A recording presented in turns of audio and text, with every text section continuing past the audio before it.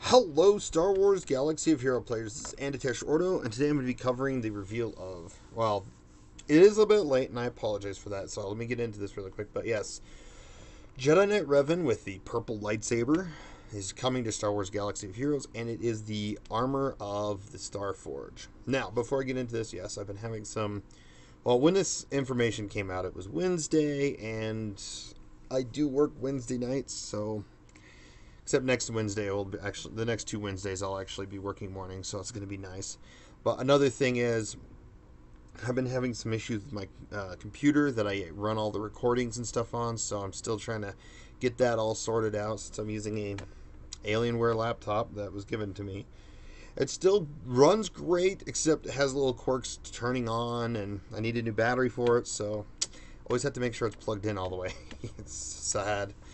But one of these days I'll get to that. I apologize for that little thing, but I did want to make it clear that I am still trying to get some content out here and there when I can. Of course, I may actually be start doing some more live streams just because of the issues I've been having. So stay tuned for all of that. Now, going into this though, Jedi Knight Revan. One thing I really like how they pulled it off. And of course, I will have the link in the description below for all of these posts, like how they actually came to design this Revan and so on. But there's some upsides and downsides to Revan, and I want to get my thoughts out there.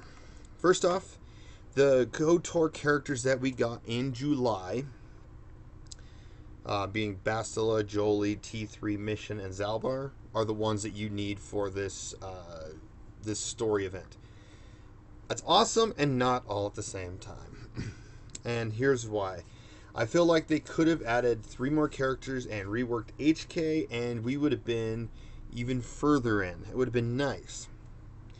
But unfortunately, we got just these 5 to work with. Maybe down the road when they add in Karth, Canderous, Jahani, and rework HK-47, then everything will be great. But yes, of course, these are some of the main 5. They're missing Karth is another main one.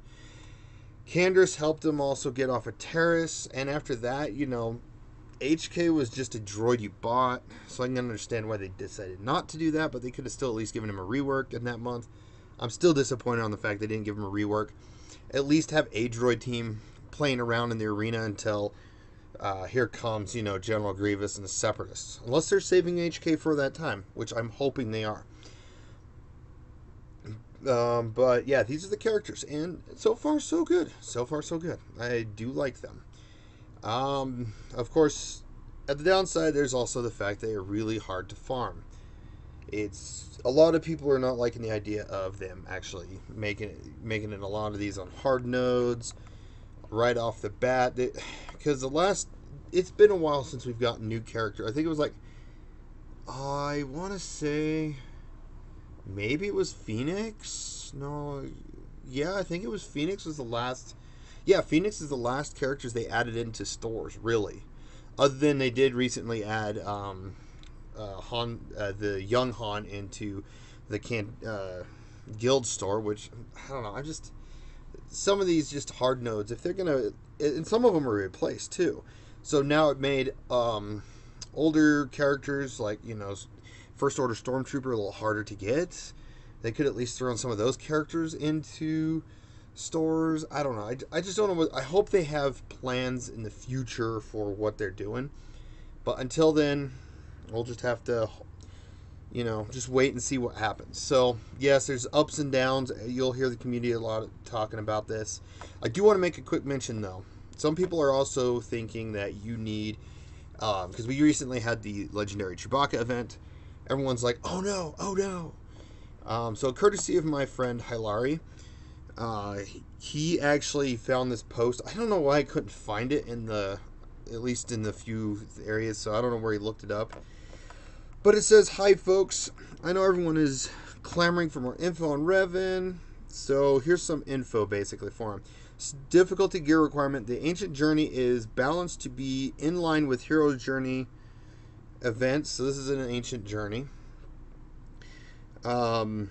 We design these events so players can experience the story without needing your characters to gear 11, gear 12. This will not be a difficult, or this will not have the difficulty of the original trilogy Chewbacca event.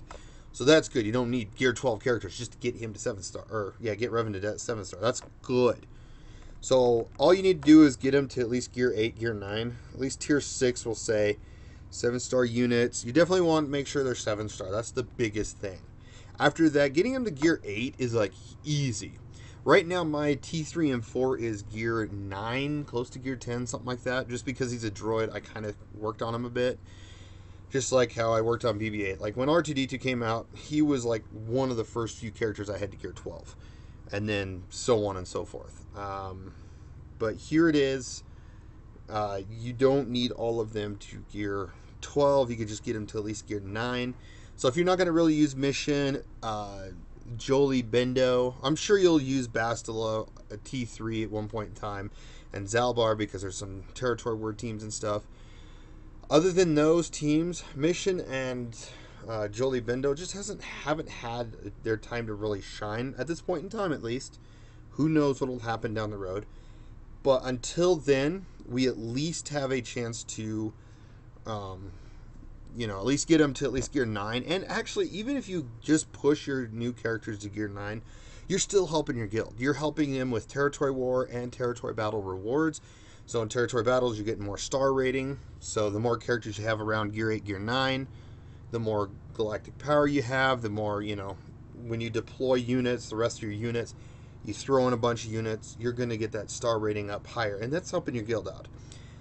As same as with territory wars, when you actually battle, the higher your territory war, or your galactic power, the more rewards you'll get.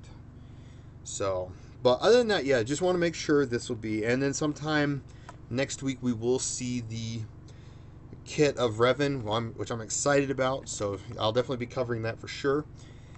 I know for a fact, I can guarantee I'm not going to be able to do the first one. Like the first time, literally the very first time JTR came around, I only unlocked the first tier. That was it, couldn't go any further.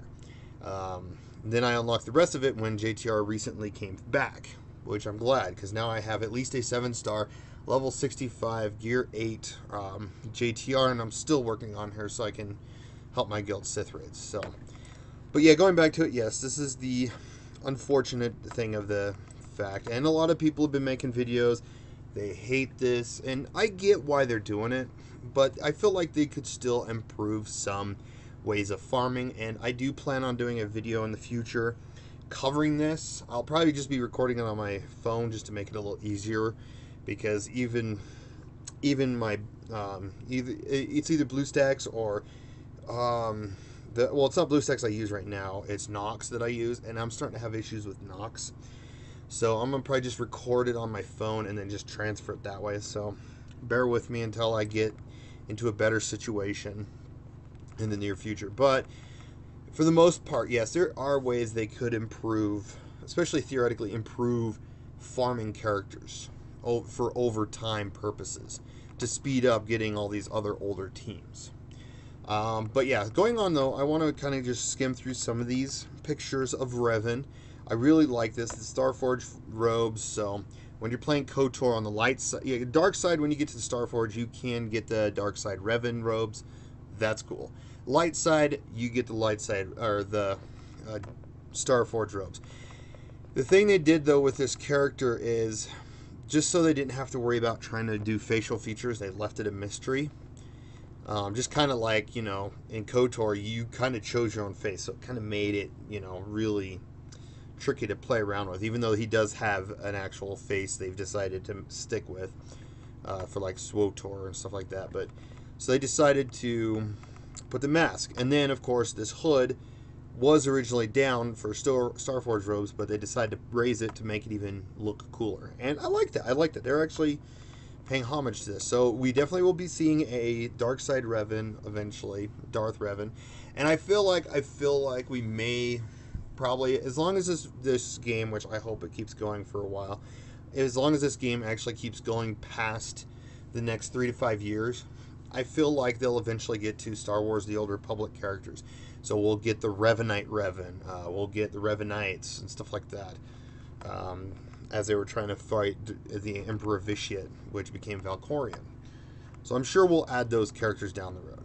So yeah, this is kind of cool. And yeah, I like it, you know. So this looks like it's one of the abilities they're going to be using, or he's going to be using.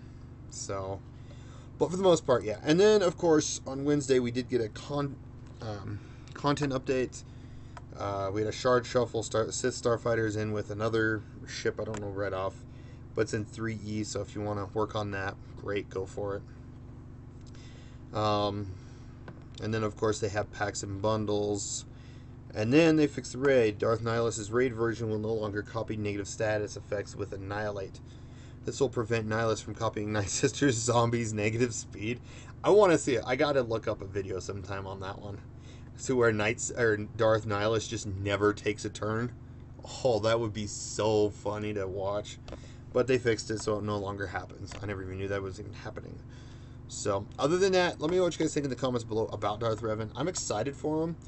We'll have to wait and see how he turns out to see what possibilities. And I feel like, I will say this, I'm going to make some predictions though. He will be meta-defining.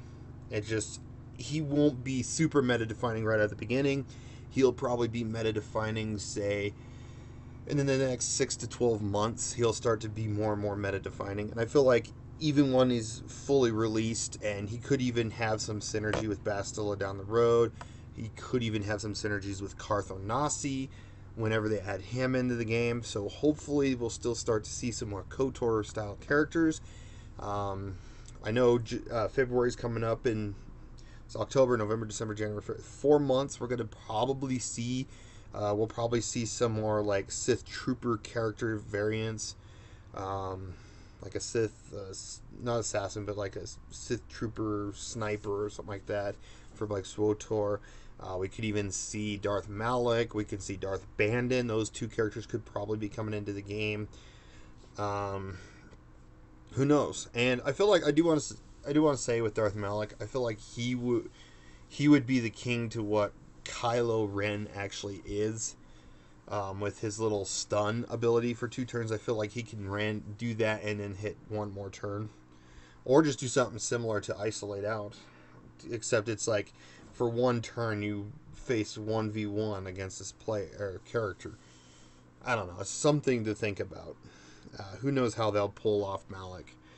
But I feel like he was the more king of stunning people, because he stunned a massive amounts while fighting Revan.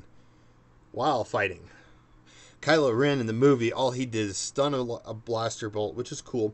Stun Poe, and that was it. So, but other than that, going from that, that's what I got for now. Thanks for watching. I really appreciate all those that watch the videos I make. And you guys have a wonderful day.